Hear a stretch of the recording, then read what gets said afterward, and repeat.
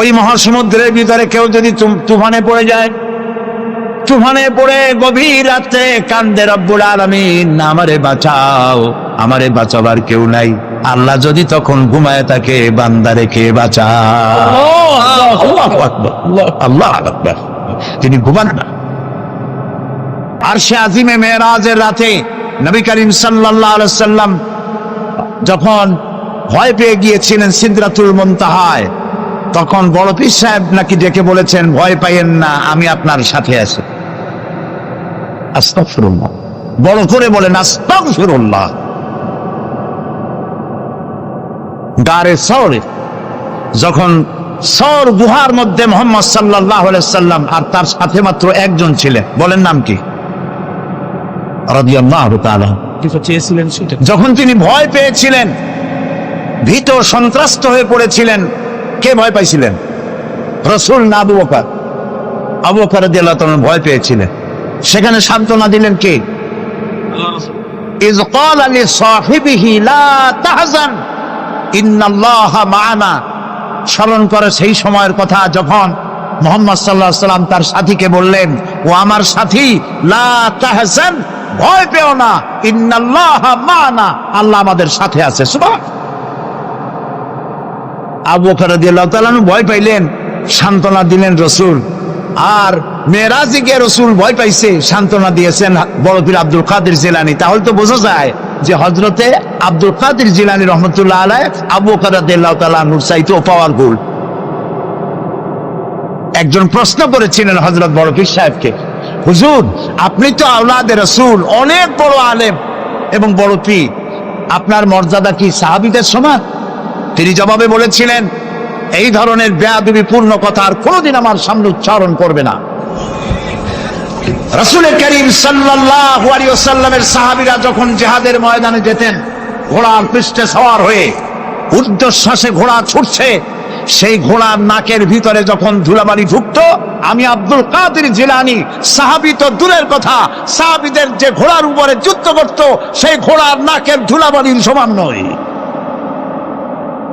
সুতরাং এই জাতীয় কথা যারা ওয়াজ করেন তারা বেয়াদব। আল্লাহ নবী ঘুমের থেকে জেগে হযরত আলীকে ডেকে বলেন, আলী, আল্লাহ অর্ডার করেছেন আমি মদিনায় চললাম, আমার বিছানার পরে আমার চাদর গায়ে দিয়ে শুয়ে থাকো। হযরত আলী বলেন, আল্লাহর হাবিব, আপনার চাদর গায়ে দিয়ে ঘুমিয়ে থাকবো, সকালবেলায় কাফির বেঈমানেরা আপনার বিছানার পরে আপনার চাদর গায়ে দেওয়া অবস্থায় আমি আলীকে তারা মুহাম্মদ মনে করবে, আর আমি আলীকে নবী মনে করে তারা তাদের তরবারি দিয়া কেটে কেটে টুকরা টুকরা করে আমারে বিদায় করে দেবে দুনিয়া থেকে। এতটুকুনো পরোয়া করি না, বরং আমার দিলের মধ্যে এটাই তৃপ্তি থাকবে যে আমি আলীর জীবনের বিনিময় আল্লাহর হাবিব দুনিয়ায় বেঁচে আছেন। নবীজি ঘরের থেকে বেরোলেন, চতুর্দিকে কাফেররা দাঁড়ানো। আল্লাহ নবী হাতে এক মুষ্টি বালু হাতে নিয়ে শাহ হাতের বজু পড়ে 3 বার দম করে বালুগুলো ছেড়ে দিলেন। বালিগুলি ঘরের চতুর্দিকে কাফেরদের চোখে চলে গেল। পরবর্তী সময় রব্বুল আলামিন ডেকে বলেন, নবীরে, বালি যখন নিক্ষেপ আপনি করেছিলেন, ধুলাগুলি আপনি তো শুধু নিক্ষেপ করেছিলেন, কিন্তু চতুর্দিকে কাফেরদের চোখে গেল কেমনে? একদিকে মেরেছিলেন, সেই দিকেই তো যাওয়ার কথা ছিল, চতুর্দিকের কাফেরের চোখে চোখে সেগুলো পৌঁছে গেল কেমনে? ওয়ামা রামাইতা ইদ রামাইতা ওয়ালাকিন্নাল্লাহ রামা। আপনি নিক্ষেপ করেন নাই, যখন আপনি নিক্ষেপ করেছিলেন আপনি তো শুধু বালুকণা ছেড়েছেন, আর ওই বালুকণাগুলি ঘরের চতুর্দিকে সব কাফেরদের চোখে পৌঁছবার দায়িত্ব আমার কুদরত গ্রহণ করেছিল। আমার ভাইয়েরা, নবীজি বিপদে, এতগুলি শত্রু তরবারি নিয়ে তিনি বিপদে ধৈর্য হারা হন নাই। আস্তে করে ঘরের থেকে বেরিয়ে হযরত আবু বকরের বাড়িতে গিয়ে হাজির। দরজায় গিয়ে আওয়াজ দিলেন, আবু বকর। অমনি দরজা খুলে গেল। লাব্বাইক ওয়া সাদাইক। হুজুর বলেন, আবু বকর রে, একটা ডাকে কেমনে সাড়া দিলে? তুমি কি ঘুমাইছিলে না? হযরত আবু বকর বলেন, হুজুর আপনি বলেছেন আমাকে নিয়ে হিজরত করবেন, আমি মনে মনে চিন্তা করেছি না জানি কত রাত্রে নবীজি আসেন, উঠতে যদি আমার দেরি হয়ে যায়, নবীজি যদি দরজার কাছে দাঁড়ায় দাঁড়ায় আমারে ডাকাডাকি করে আর আমি যদি ঘুমায় থাকি, তাহলে আল্লাহর নবীর সঙ্গে বেয়াদবি হয়ে যাবে। এই মনে করে বিছানায় না ঘুমাইয়া আপনার গলার আওয়াজ শোনার জন্য এই দরজার সঙ্গে পিঠ লাগাইয়া লাগাইয়া দাঁড়াইয়া ঘুমাচ্ছিলাম। আল্লাহর নবী হযরত আবু বকরকে সঙ্গে করে নিয়ে চললেন মদিনার দিকে। উল্টা পথে রওনা করলেন। বারবার কাবা শরীফের দিকে তাকাতে লাগলেন। বুখারী শরীফে এসেছে, নবীজি বারবার কাবার দিকে তাকিয়ে বলতেছেন, রে কাবা, বড় আশা ছিল তোর কাছে থাকবো, তোর খেদমত করব, কিন্তু তোর নিষ্ঠুর সন্তানেরা তোর কাছে আমারে থাকতে দিল না রে। আল্লাহ নবী মিসফালা দিয়ে জাবালে কেদোয়ার উপর দিয়ে চলে গেলেন জাবালে সুরে। গুহার কাছে যখন গিয়েছেন, ফজর রক্ত হয়ে গেল। হযরত আবু বকর রাদিয়াল্লাহু তাআলা আনহু বলছেন, হুজুর আর উপায় নাই, দিন হয়ে গেল, এখন বুঝি ধরা পড়ে যাব। ওই গুহার মধ্যে গিয়ে আশ্রয় নেই। তবে আপনি দাঁড়ান, গুহার ভিতরেই পাহাড়িয়া গুহা, বিচ্ছু থাকতে পারে, সাপ থাকতে পারে, আমি আগে ঢুকি। যদি কোনো হিংস্র প্রাণী থাকে আমার উপর দিয়া আঘাত হয়ে যাক, আল্লাহর নবী হেফাজতে থাকুক। হযরত আবু বকর রাদিয়াল্লাহু তাআলা আনহু গুহার ভিতরে নামলেন। নেমে গুহা সাফ করে হুজুরকে ডাকলেন। হুজুর তাশরীফ ফরমালেন গুহার মধ্যে। হুজুর বলেন, আবু বকর, হেঁটে হেঁটে কষ্ট হয়ে গেছে, তুমি বসো, তোমার উরুর উপরে মাথা রেখে আমি একটু ঘুমায়ে যাই। আল্লাহর হাবিব ঘুমায় গেলেন। হযরত আবু বকর লক্ষ্য করে দেখেন চতুর্দিকে অনেকগুলি গর্ত দেখা যায়। এই গর্ত থেকে সাপ আসতে পারে, বিচ্ছু আসতে পারে মনে করে নিজের গায়ের চাদর ছিঁড়ে ছিঁড়ে গর্তগুলি বন্ধ করা শুরু করে দিলেন। কয়েকটা গর্ত বন্ধ করার মতো চাদর আর নাই, পাও দিয়ে চেপে ধরলেন। এক পাহাড়িয়া বিষধর সাপ বেরোবার জন্য চেষ্টা করে বেরোবার পথ খুঁজে না পেয়ে হযরত আবু বকরের পায়ের উপরে দংশন করেছে। বিষের যন্ত্রণায় হযরত আবু বকরের চোখ থেকে পানি দরদর করে পড়ছে। রাসূলুল্লাহর ঘুম ভেঙে গেল। আল্লাহর নবী তাকিয়ে বলেন, আবু বকর, চোখে পানি কেন? বাড়ির কথা বুঝি মনে পড়ে গেছে? হযরত আবু বকর বলেন, ইয়া রাসূলুল্লাহ, আল্লাহর নামে কসম করে বলি, যেই দিন আমি ঈমান এনেছি ওই দিন থেকে আমার মা বাপ, আমার কোলে আমার সন্তান, আমার স্ত্রী, আমার জায়গা জমি ঘর বাড়ি, এমনকি আমার নিজের আত্মার চাইতে হুজুর আপনারে ভালোবাসি বেশি। তাহলে কাঁদো কেন? হযরত আবু বকর বলেন, হুজুর, বাড়ির জন্য কাঁদি না, ছেলেপেলের জন্য কাঁদি না, সাপে দংশন করেছে, যন্ত্রণায় কাঁদতেছি। আল্লাহ নবী সঙ্গে সঙ্গে মুখ থেকে থুতু বার করে যন্ত্রণার জায়গায় লাগাই দিলেন। সঙ্গে সঙ্গে যন্ত্রণা বন্ধ হয়ে গেল। হুজুর বললেন, আবু বকর, প্রথম যখন তোমার এই আঘাত করেছিল সাপে, আমাকে কেন তাড়াতাড়ি বলো নাই? এতক্ষণ তো তোমার কষ্ট হতো না। হযরত আবু বকর বলেন, ইয়া রাসূলুল্লাহ, ওটা তো সাপে কাটার যন্ত্রণা, ওই যন্ত্রণায় আমার রক্ত জ্বলতেছে, যন্ত্রণায় যন্ত্রণায় আমার কলেজাটা যদি ফেটেও যেত। আল্লাহর হাবিব আরাম ফরমাচ্ছিলেন, আমি তাকে আরামে বিঘ্ন ঘটাতে পারতাম না। আমার ভাইয়েরা, হযরতে আবু বকর, হযরতে রাসূল দুজন বসে আছেন। এমনি সময় কাফের বেঈমানেরা খুঁজতে খুঁজতে জায়গা মতো এসে গেছে। একজনে বলে ভিতরে আছে, আর একজনে বলে নাই। পায়ের যদি থাকবে তাহলে মাকড়সায় জাল বুনালো কি করে, পাখি ডিম পেড়ে বসে আছে কি করে, তাদের সন্দেহ হতে লাগলো। এর মধ্যে না একজন বলে আছে আর একজন বলে নাই। হযরত আবু বকর ভয়ের চোটে কেঁদে ফেলেছেন, হুজুর আর উপায় নাই। এই যে অবস্থা, এই অবস্থার ভিতরে, এই অবস্থার ভেতরেও আল্লাহ নবী এতটুকু ঘাবড়ে যান নাই। শত্রুরা তরবারি নিয়ে এসেছে, সুযোগ পেলেই একটু তাকালেই দেখতে পাবে, তুলে মেরে ফেলে দেবে। আল্লাহর হাবিব মোটেই ধৈর্য হারালেন না, এতটুকুন হতাশ হলেন না। আল্লাহ পাকের হাবিব তার সাথীকে কি বললেন? তখন কোরআনে কারীম সূরা তাওবার মধ্যে আল্লাহ তা উদ্ধৃত করেছেন মুমিনদের জন্য, ইযহুমা ফিল গার ইয ইয়াকুলু লিসাহিবিহি লা তাহজান ইন্নাল্লাহা মা'ানা। ও আমার সাথী, ও বন্ধু, ভয় করো না, চিন্তা করো না, আমরা মাইনরিটি নই, আমরাই মেজরিটি। তার কারণ আল্লাহ আমাদের সাথে আছেন। সুবহানাল্লাহ, আল্লাহ আমাদের সাথে আছে। আর বন্ধুগণ, কোরআনে কারীমে রব্বুল আলামিন বলেন, فأنزل الله سكينته عليه وأيده بجنود لم تروها। আল্লাহ পাক তার মনের মধ্যে গভীর প্রশান্তি এবং স্বস্তি দান করলেন, আর এমন সৈন্য দিয়ে সাহায্য করলেন যে সৈন্যদেরকে তোমরা দেখতে পাও না। এভাবে করে রব্বুল আলামিন মুমিনদের বিপদে আপদে মুসিবতে সব সময় আল্লাহ পাক মুসলমানদেরকে সাহায্য করেছেন। জোরে বলেন সুবহানাল্লাহ। মুমিনদের সাহায্যকারী আল্লাহ।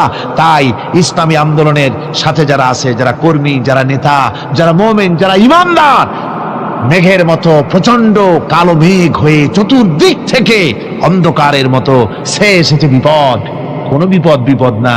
আল্লাহ পাক সাহায্যকারী। কে সাহায্যকারী? জোরে বলেন সাহায্যকারী কে? আল্লাহ সুবহানাহু ওয়া তাআলা, তিনি সাহায্যকারী, ভয় নাই। আল্লাহ পাকের উপর ঈমান আনলে পরে কলিজার ভিতরে দুর্জয় সাহসের সৃষ্টি হয়ে যায়, কোনো ভয় অন্তঃকরণে তার থাকে না। আল্লাহ পাক সাহায্য করেন। আর আল্লাহর উপরে ঈমান আনলে পরে রব্বুল আলামিন বলেছেন, ইয়া আইয়ুহাল্লাযীনা আমানু হাল আদুল্লুকুম আলা তিজারাতিন তুনজিকুম মিন আযাবিন আলীম। এমন একটা ব্যবসার কথা কি বলবো না যে ব্যবসায় তোমাদেরকে জাহান্নামের আযাব থেকে বাঁচায় দেবে। তার প্রথম কাজই হলো আল্লাহর প্রতি ঈমান আনা। ঈমান আনলে পরে এই সমস্ত গুণ তৈরি হয়ে যায়। আর ঈমানে সবচাইতে উপকৃত হয় সমাজের লোকেরা, রাষ্ট্রের লোকেরা, পরিবারের লোকেরা, দেশের মানুষ উপকৃত হয় মুমিনদের দিয়ে ঈমানের কারণে।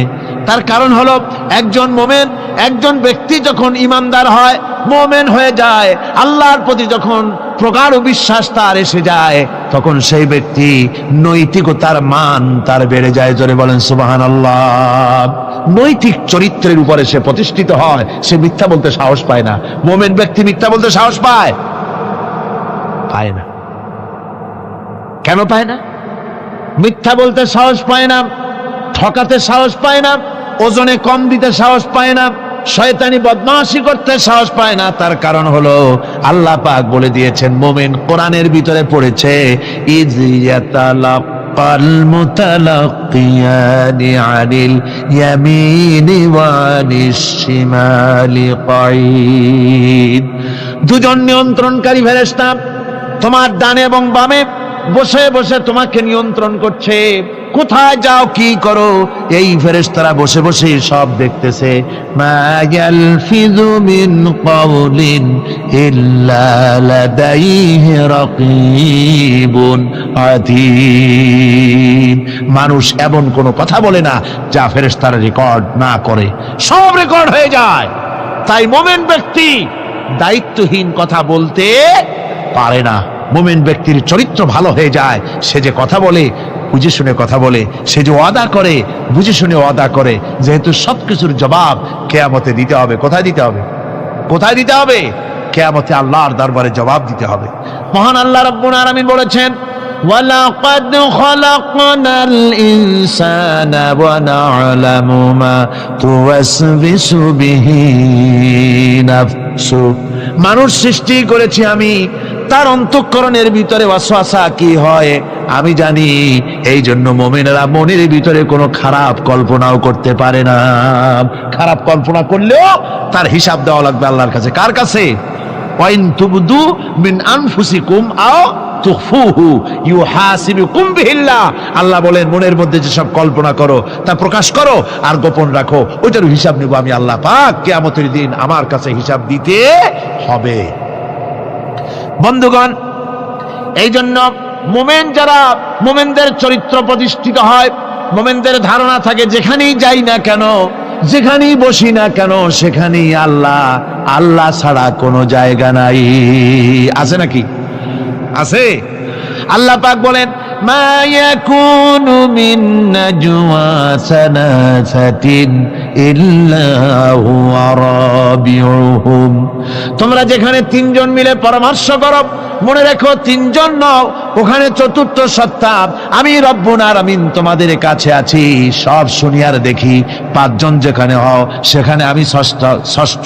এর থেকে যদি কম হও, এর থেকে যদি বেশিও হও, বান্দারে তুমি আছো যেখানে আমি আল্লাহ আছি সেখানে। উপায় নাই, সব জায়গায় আমি দেখতে পাচ্ছি। শুধু তাই নয়, রাত্রিবেলায় মানুষেরা গোপনে পরামর্শ করে, করে না? করে কিনা? রাতে রাতে পরামর্শ করে, এক জায়গায় বসে, হলের মধ্যে, পাহাড়ের মধ্যে কোনো জায়গায় বসে পরামর্শ করে। কি পরামর্শ? ইসলামী আন্দোলনের লোকদের মারবে, কোথায় তাদের ধরবে, কোথায় তাদের অত্যাচার করবে, এই সমস্ত পরামর্শ করে। আল্লাহ পাক বলছেন, শুনুন, আল্লাহ রাব্বুল আলামিন বলেন, ওয়া হুয়া মাআহুম ইয ইউবাইতুনা মা লা ইয়ারদা মিনাল কাউল ওয়া কানা আল্লাহু বিমা তা'য়ামালুনা মুহীতা। আল্লাহ পাক বলেন, তিনি তো ঠিক সেই সময়ও তোমাদের কাছে থাকেন যখন তোমরা নিজেদের ঘরের মধ্যে বসে কোনো এক জায়গায় বসে আল্লাহর মর্জির খেলাফ পরামর্শ করো, আল্লাহ তখনও তোমাদের কাছে থাকেন। আল্লাহর ইহাতা থেকে, আল্লাহর কর্তৃত্ব থেকে বেরিয়ে যাওয়ার কোনো উপায় নাই। সুতরাং গোপনে বলেন, প্রকাশ্যে বলেন, যেভাবেই যা কিছু করা হোক না কেন, আল্লাহর কাছে আমাদের সমস্ত অপরাধগুলি ধরা হয়ে যায়। আর এটাই হচ্ছে ইমানের সীমা পরিসীমা। তিলকা হুদুদাল্লাহ ফালা তা'তাদুহা, তিলকা হুদুদুল্লাহ, এটাই হচ্ছে আল্লাহর সীমানা। ইমানের এই সীমারেখা বজায় রেখে ইমানের উপরে মজবুত করে কোনো ব্যক্তি, পরিবার, সমাজ, রাষ্ট্র যদি তৈরি হয়, তাহলে সেই সমাজই শান্তি আসে, সেই সমাজই আরাম আসে, সেই রাষ্ট্র শান্তিপূর্ণ হয়, সেখানে দিন কায়েম হয়, মানুষ সুখ সমৃদ্ধি খুঁজে পায়। সুতরাং আমরা আজকে আলোচনা করলাম ইমানের কোয়ালিটি। কি আলোচনা করলাম? ইমানের কোয়ালিটি। এই কোয়ালিটি দিয়ে যেন আল্লাহ আমাদেরকে ভরপুর করে দেন। জোরে বলেন আমিন। আরো জোরে বলেন আমিন।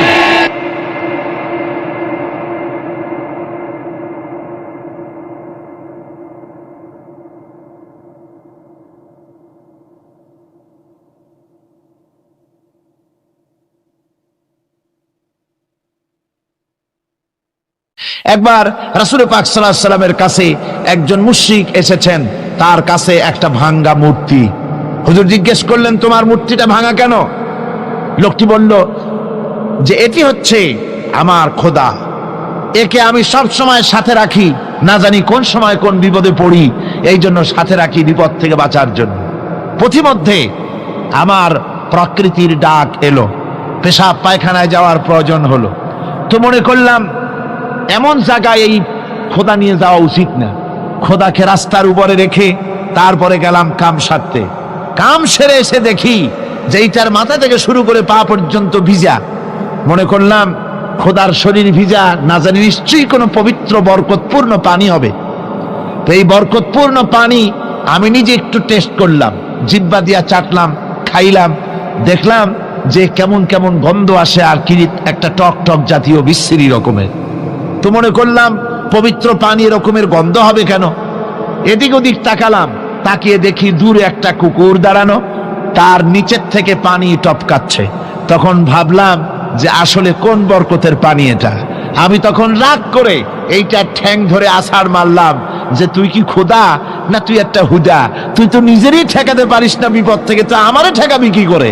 হাদিস শরীফ এসছে, রাসূল পাক সাল্লাল্লাহু আলাইহি সাল্লাম তখন হেসে দিয়েছিলেন।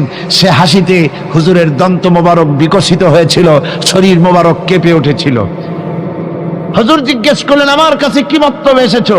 লোকটি বলছে, হুজুর আমার কাছে আজকে এইসব জিনিসের ব্যর্থতা, অসারতা ধরা পড়েছে, আমি তাওহীদের আশ্রয় নিতে এসেছি। আল্লাহর নবী বললেন, পড়ো লা ইলাহা ইল্লাল্লাহু মুহাম্মাদুর রাসূলুল্লাহ। মুমিন ব্যক্তি আত্মমর্যাদার সৃষ্টি হয় তার কলিজার মধ্যে, আত্মসম্ভ্রম, আত্মসম্মান। সে কারো কাছে মাথা নত করবে না, তার কারণ সে জানে আমি যার গোলাম তিনি হচ্ছেন সকল ক্ষমতার উৎস। সকল ক্ষমতার উৎস কে? চিল্লায় বলতে হবে, সকল ক্ষমতার উৎস কে? কিন্তু আমার দেশের পার্লামেন্ট, আমার দেশের সংসদ, এই সংসদে নেতা নেত্রীরা সেখানে বসে বলেন সকল ক্ষমতার উৎস, সকল শক্তির উৎস জনগণ। বলেন এরকম, সকল ক্ষমতার উৎস জনগণ। এই ধরনের কথা বলা শিরক, বিশ্বাস করাও শিরক। জনগণের ক্ষমতা কোথায়? জনগণ শুধু ভোটের ক্ষমতা রাখে, ক্ষমতা দেওয়ার মালিক আর ক্ষমতা ছিনায় নেওয়ার মালিক জোরে বলেন কে? জনগণই যদি ক্ষমতার মালিক হয়, তাহলে 9 বছরের রাজার 10 বছরের সাজা হয় কেমনে? দাউদ আলাইহিস সালামের মুজিজা ছিল, আল্লাহ রাব্বুল আলামিন তাকে মুজিজা দিয়েছিলেন, গলার সুন্দর আওয়াজ দিয়েছিলেন। তিনি যখন জাব্বুর শরীফ তেলাওয়াত করতেন, উড়ন্ত পাখিরা ওড়া বন্ধ করে চতুর্দিকে বসে আল্লাহর কালাম শুনতো। তিনি লোহা দিয়ে অস্ত্র তৈরি করতেন। অস্ত্র বানাবার সময় আগুন দিয়ে লোহা পোড়ায় অস্ত্র বানাতে হয়। দাউদ আলাইহিস সালামের তার প্রয়োজন ছিল না। তিনি যখন লোহা হাতির ভিতরে নিয়ে চাপ দিতেন, লোহা পানি হয়ে আঙ্গুরের ফাঁক দিয়ে গলে পড়ে যেত। এটা ছিল তার মুজিজা। হযরত সুলাইমান, আল্লাহ রাব্বুল আলামিন তাকে মুজিজা দান করলেন। কোরআনে কারীমের ভিতরে রব্বুল আলামিন বলেন, হযরত সুলাইমান আলাইহিস সালাম সকাল বেলায় বিনা মেশিনে, বিনা ইঞ্জিনে তক্তার উপরে বসে যেতেন। তক্তা 1 মাসের পথ অতিক্রম করত। আবার সন্ধ্যা বেলায় বসতেন, এই তক্তা আর 1 মাসের পথ অতিক্রম করে যেত। ঈসা আলাইহিস সালামের মুজিজা ছিল, জন্মান্ধের চোখের উপরে হাত বুলিয়ে দিতেন, সঙ্গে সঙ্গে চোখ ভালো হয়ে যেত। কুষ্ঠব্যাধিগ্রস্ত লোকের গায়ে হাত বুলাতেন, সঙ্গে সঙ্গে কুষ্ঠব্যাধি ভালো হয়ে যেত। এই হলো তাদের মুজিজা। পয়গম্বরেরা বিদায় হয়ে গেলেন, মুজিজা বিদায় হয়ে গেল। দাউদ আলাইহিস সালাম বিদায় হলেন, মুজিজা সাথে নিয়ে গেলেন। তার উম্মতেরা ওই লোহাগুলি আর কেউ গলাতে পারে নাই, আজও কেউ গলাতে পারে না, হাত দিয়া চেপে ধরে। সুলাইমান আলাইহিস সালাম দুনিয়া থেকে বিদায় হয়ে গেছেন, মুজিজা নিয়ে কবরে চলে গেছেন। আজ আর তার অনুসারীরা অথবা দুনিয়ার কোন মানুষ বিনা ইঞ্জিনে তক্তায় বসে আর হাওয়ায় উঠতে পারবে না। মুসা আলাইহিস সালাম বিদায় হলেন, লাঠির মুজিজা চলে গেল। তার উম্মতেরা, তার অনুসারীরা কিয়ামত পর্যন্ত যদি 1000 চেষ্টা চালায়, লাঠিকে আর কোনোদিন সাপে পরিণত করতে পারবে না। ঈসা আলাইহিস সালাম, আল্লাহ রাব্বুল আলামিন তাকে উঠায় নিলেন, মুজিজা তিনি সাথে নিয়ে গেলেন। আজ তার কোটি কোটি, শত শত কোটি উম্মতেরা দুনিয়ায় যারা তার উম্মত দাবি করে, খ্রিস্টানেরা, হাজারো যদি চেষ্টা চালায়, তবুও জন্মান্ধের চোখের উপরে হাত বুলিয়ে চোখ আর ভালো করতে পারবে না। কুষ্ঠব্যাধিগ্রস্ত লোকের গায়ে হাত বুলিয়ে কুষ্ঠব্যাধি ভালো করতে পারবে না। তার মানে হলো, নবীরা যে যা যত মুজিজা পেয়েছিলেন, জীবদ্দশায় মুজিজা কাজে লেগেছে, দুনিয়া থেকে বিদায় হয়েছেন, মুজিজা সাথে নিয়ে গেছেন। কিন্তু আপনার আমার নবী, বিশ্ব নবী জনাব মুহাম্মদ রাসূলুল্লাহ সাল্লাল্লাহু আলাইহি ওয়াসাল্লামের কাছে আল্লাহ রাব্বুল আলামিন তাকে যত মুজিজা দিয়েছিলেন, 3000-এর উপরে আল্লাহর নবীর মুজিজা ঘটেছিল 23 বছরের নবুয়তের জীবনে। তার মধ্যে শ্রেষ্ঠ মুজিজা হতেছে কোরআন মাজিদ। আল্লাহ নবী বিদায় হয়ে গেলেন, মুজিজা সাথে নিয়ে যান নাই, মুজিজা রেখে গেলেন দুনিয়ায়। কিয়ামত পর্যন্ত দুনিয়াবাসী, নবীর উম্মতেরা কোরআনের মুজিজা ব্যবহার করতে পারবে। কোরআনে কারীম রাসূল কারীম সাল্লাল্লাহু আলাইহি ওয়াসাল্লামের জীবনের শ্রেষ্ঠ মুজিজা। মানুষ পাগল হয়ে গেছে কোরআন শুনে। সুতরাং এই কোরআনের বৈশিষ্ট্য সকল দিক থেকে এক অপূর্ব একটি কিতাবে পরিণত করেছে, যা মানুষকে চিরকাল বিস্ময় হতবাক করে দিয়েছে। কোরআনের আরেকটি বৈশিষ্ট্য হচ্ছে, এই কোরআন এক সময় নাজিল হয় নাই। 30 পারা কোরআন শরীফ একসাথে নাজিল হয়েছে না, কোরআন নাজিল হয়েছে আস্তে আস্তে, ধীরে ধীরে। কত বছর লাগলো? 23 বছরেরও কিছু বেশি সময় ধরে কোরআন ধীরে ধীরে রাসূল কারীম সাল্লাল্লাহু আলাইহি ওয়াসাল্লামের কাছে অবতীর্ণ হয়েছে। এমনটি আর কোনো কিতাব হয়নি, যা আর কোনো ধর্মগ্রন্থ যারা অন্যরা দাবি করে, এরকম হয়নি। কোরআনে কারীমের আরেকটি বৈশিষ্ট্য হচ্ছে, যখন কাগজ ছিল না, ছাপাখানা ছিল না, এমনকি টেপ রেকর্ডার ছিল না, তখনকার নাজিলকৃত কিতাব যেভাবে নাজিল হয়েছিল সেইভাবে আজ পর্যন্ত অবিকল টিকে আছে, টিকে থাকবে ইলা ইয়াউমিল কিয়ামah। কিয়ামত পর্যন্ত কোরআনে কারীমের এই অকৃত্রিম, অবিকৃত অবস্থায় কোরআনে কারীমের এই শান, এই বরকত টিকে থাকবে। এই জন্য কোরআন শরীফ হচ্ছে এই পৃথিবীর মহাবিশ্বের মহাবিশ্ব। কোরআন হচ্ছে পৃথিবীর মহাবিশ্বের মহাবিশ্ব। এর মর্যাদা সম্পর্কে রাসূল কারীম সাল্লাল্লাহু আলাইহি ওয়াসাল্লাম বলেছেন, ওয়া উসমান রাদিয়াল্লাহু তাআলা আনহু আন্নাহু قال قال رسول الله صلى الله عليه وسلم خيركم من تعلم القرآن وعلمه رواه البخاري। আল্লাহর নবী বলেন, তোমাদের মধ্যে সর্বোত্তম ব্যক্তি সেই, তোমাদের ভিতরে ভালো ব্যক্তি, উত্তম ব্যক্তি সেই, যে ব্যক্তি নিজে কোরআন শেখে আর অন্যকে শেখায়। কোরআন যে শেখে আর অন্যকে যে শিখায় সেই ব্যক্তি হলো তোমাদের মধ্যে সর্বোত্তম ব্যক্তি, ভালো ব্যক্তি। সুবহানাল্লাহ পড়েন। কোরআনে কারীমের এই মর্যাদা সম্পর্কে রাসূল করিম সাল্লাল্লাহু আলাইহি সাল্লাম বলেছেন, দুই ব্যক্তিকে, দুই শ্রেণীর লোককে ঈর্ষা করা যায়। অমুকে বিরাট বাড়ি করেছে, সে বাড়ি থেকে হিংসা হয়, আমি ওরকম বাড়ি করব, অমুকের মতো নেতা হব, অমুকের মতো বড় লোক হতে হবে। পরশ্রী কাতরতা অথবা ঈর্ষা করা, এরকমের ঈর্ষা করা জায়েজ নাই। রাসূলুল্লাহ বলেছেন দুই ব্যক্তির সঙ্গে ঈর্ষা করা যায়। আন ইবনে ওমর রাদিয়াল্লাহু তাআলা আনহু আন্নাহু قال قال رسول الله صلى الله عليه وسلم لا حسد الا على الاثنين, দুই ব্যক্তি ছাড়া অন্য কারো সাথে হিংসা করা যায় না, ঈর্ষা করা যায় না। কোন কোন ব্যক্তি? রাজুলুন আতাহুল্লাহুল কুরআন ফাহুয়া ইয়াকুমু বিহি আনা আল-লাইলি ওয়া আনা আন-নাহার, ওই ব্যক্তির সঙ্গে হিংসা করা যায়, হিংসা করা যায় যে ব্যক্তিকে আল্লাহ পাক কোরআনের ইলম দান করেছেন, সে ব্যক্তি দিন রাত কোরআন তেলাওয়াত করে, কোরআনের উপরে আমল করে, কোরআনের উপরে থাকে, মানুষকে কোরআনের দাওয়াত দেয়। ওই লোকের সাথে ঈর্ষা করা দরকার যে তার মতো হতে চায়। ওয়ারাজুলুন আতাহুল্লাহু মালান ফাহুয়া ইউনফিকু মিনহু আনা আল-লাইলি ওয়া আনা আন-নাহার, মুত্তাফাকুন আলাইহি, বুখারী মুসলিমের হাদিস। রাসূলুল্লাহ বলছেন অন্য আরেক ব্যক্তি হচ্ছে যে ব্যক্তিকে আল্লাহ পাক মাল দিয়েছেন, সম্পদ দিয়েছেন, ওই ব্যক্তি তার মাল আর সম্পদকে দিন রাত দুহাতে আল্লাহর রাস্তায় খরচ করে, তার মতো হওয়ার জন্য তার সাথে ঈর্ষা করা যেতে পারে। আমার বন্ধুগণ, এই কোরআন হচ্ছে এমন এক কিতাব যে কোরআনকে নিয়ে যারা অগ্রসর হয় আল্লাহ তাদেরকে বাড়ায় দেন, আর কোরআনের সাথে যারা হিংসা করে, বিদ্বেষ করে, আল্লাহ তাদেরকে অধঃপাতিত করে দেন। আন ওমর ইবনে খাত্তাব রাদিয়াল্লাহু তাআলা আনহু আন্নাহু قال قال رسول الله صلى الله عليه وسلم ان الله يرفع بهذا الكتاب اقواما ويضع به آخرين, রাওয়াহু মুসলিম। হযরত ওমর রাদিয়াল্লাহু তাআলা আনহু বলছেন যে আল্লাহ পাক এই কোরআনের সাহায্যে এক শ্রেণীর লোককে প্রতিষ্ঠিত করবেন দুনিয়ার বুকে, এবং আখিরাতেও আর এক শ্রেণীর লোককে করবেন অধঃপাতিত। যারা কোরআনের সাথে বিরোধিতা করবে, তারা যদি হিরো হয় আল্লাহ তাদেরকে জিরো বানাবেন। কি বানাবেন? জোরে কোন কি বানাবেন? জিরো বানিয়ে দিবেন। আর কোরআনকে নিয়ে যারা আগ বাড়ে, তারা যদি জিরো হয় আল্লাহ পাক তাদেরকে কি বানায় দেন? কোরআনের সাথে বিরোধিতা আজকের নতুন কিছু নয়, আবহমান কাল থেকে কোরআনের সাথে চলছে বিরোধিতা। বিশ্বকবি, কবি সম্রাট আল্লামা ইকবাল, আল্লাহ তাকে জান্নাতুল ফেরদাউস নসিব করুন, সবাই বলুন আমিন। আল্লামা ইকবাল বলেছেন, সতীজা কর রহা হ্যায় আসল সে তাইমরোজ, সতীজা কর রহা হ্যায় আসল সে তাইমরোজ, চরাগে মুস্তাফা বি সে শরারে বুলহবিস।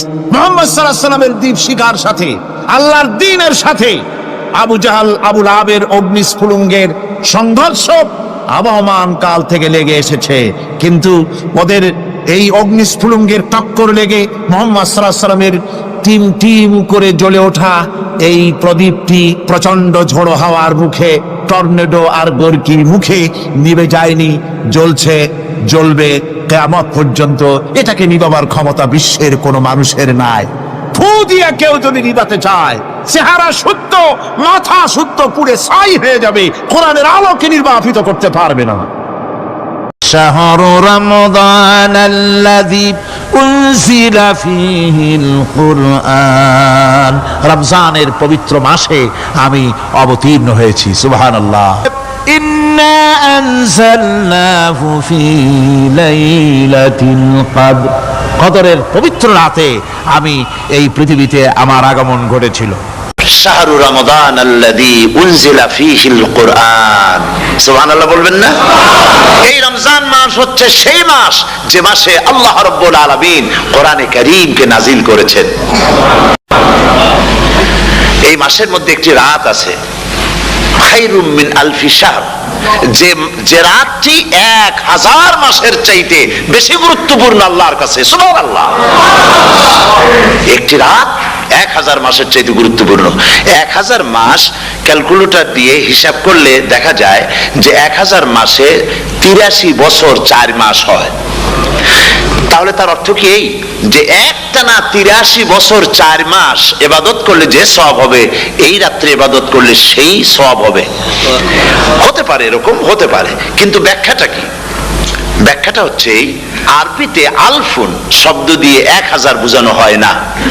আরবিতে যখন আলফুন বলা হয় তাহলে বোঝা যায় সংখ্যাধিক্য, বিপুল সংখ্যা, হাজার হাজার হাজার হাজার, থাউজেন্ডস এন্ড থাউজেন্ডস, এইটাকে বোঝানোর জন্য আরবিতে ব্যবহার করা হয় আলফুন, হাজার হাজার। তাহলে আল্লাহ কি বুঝাতে চাচ্ছেন? আল্লাহ রাব্বুল আলামিন তিনি আয়াত দ্বারা বুঝাতে চান, এর ব্যাখ্যা হচ্ছে এই পৃথিবীর মানবতার কল্যাণের জন্য, এই পৃথিবীর মানুষের ভালাইয়ের জন্য, মঙ্গলের জন্য হাজার হাজার মাস ধরে এই পৃথিবীর মানুষের যে কল্যাণ হয় নাই, এই রমজান মোবারকে একটা রাত আছে যেই রাতে আল্লাহ রাব্বুল আলামিন মানবতার সেই কল্যাণ করেছেন। সেই কল্যাণ কি দিয়ে করেছেন? শাহরুর রমাদান আল্লাযী উনজিলা ফীহিল কোরআন, কোরআন নাজিল করে পৃথিবীর মানুষকে সেই কল্যাণ আল্লাহ দিয়েছেন। সুবহানাল্লাহ। বন্ধুগণ, কোরআন, কোরআন কি নিয়ামত আমাদের কাছে! সেই নিয়ামতকে আমরা চিনলাম না, আমরা বুঝতে পারলাম না কত বড় নিয়ামত আল্লাহ আমাদের দান করেছেন। কোরআন নাজিল হচ্ছে, রাসূল করিম বুখারী শরীফে এসেছে, প্রতি রমজান মোবারকে হযরতে জিবরাইল আসতেন, হুজুরকে বলতেন, হুজুর আপনি তেলাওয়াত করেন, আমি শুনি, যতটুক নাজিল হয়েছে পড়েন। হুজুর পড়তেন, জিবরাইল শুনতেন, আবার জিবরাইল পড়তেন, হুজুর শুনতেন। এমনি করে করে যে বছর হুজুর ইন্তেকাল করবেন, হুজুরের জীবনের শেষ রমজান মোবারকে কোরআন নাজিল পরিপূর্ণ হয়ে গেছে। হযরত জিবরাইল বলেন, হুজুর কোরআন তো নাজিল তামাম হয়ে গিয়েছে, এবার আপনি পুরা কোরআন পড়ে আমারে শোনান। হযরতে রাসূল পুরাটা পড়ে 30 পারা পড়ে শোনায় দিলেন, জিবরাইল শুনলেন। এবার জিবরাইল বলেন, হুজুর আমি তেলাওয়াত করতেছি, আপনি শুনেন। হযরতে জিবরাইল 30 পারা পড়লেন, হুজুর শুনলেন। আবার হযরত জিবরাইল বলেন, হুজুর আবার আপনি পড়েন। হুজুর পড়লেন, জিবরাইল শুনলেন, আবার জিবরাইল পড়লেন, হুজুর শুনলেন। তার মানে হলো হুজুর যে বছর ইন্তেকাল করলেন, ওই বছরের রমজান মোবারকে হযরত জিবরাইল 2 বার পড়েছেন, হুজুর শুনেছেন, আর হুজুর 2 বার পড়েছেন, জিবরাইল শুনেছেন, যাতে করে একটা জের জবর, একটা আয়াত, একটা সেমিকোলন যেন বাদ না পড়ে যায়। কোরআনে কারীম মুখস্থ করার জন্য আল্লাহ রাব্বুল আলামিন এটাকে স্থায়ী করার জন্য বাধ্যতামূলক করেছেন, নামাজের ভিতরে তেলাওয়াত করতে হবে। মানুষ নামাজের মধ্যে তেলাওয়াত করে, সওয়াবের জন্য সকালে পড়ে, বিকালে পড়ে, অর্থ সহকারে বুঝে পড়ে, রাত্রে পড়ে, দিনে পড়ে। পৃথিবীতে এমন একটা মুহূর্ত নাই যখন কোরআনে কারীম তেলাওয়াত হয় না। জোরে কোন সুবহানাল্লাহ। মানুষ এটাকে তেলাওয়াত করতেছে, মুখস্থ করতেছে। এই কোরআন শরীফের ভিতরে রয়েছে সব কিছু।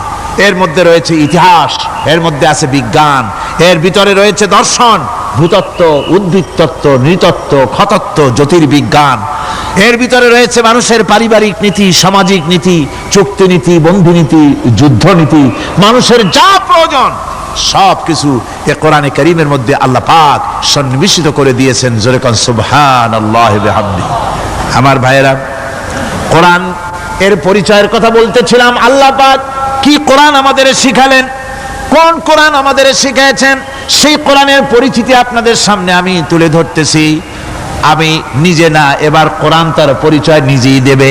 কেউ যদি কোরআনের কাছে জিজ্ঞাসা করে, কোরআন তুমি কোথা থেকে নাজিল হয়েছ, কে তোমাকে নাজিল করেছে, এই প্রশ্ন যদি কেউ কোরআনের কাছে করে, কোরআন নিজেই তার জবাব দিতে পারে কিনা?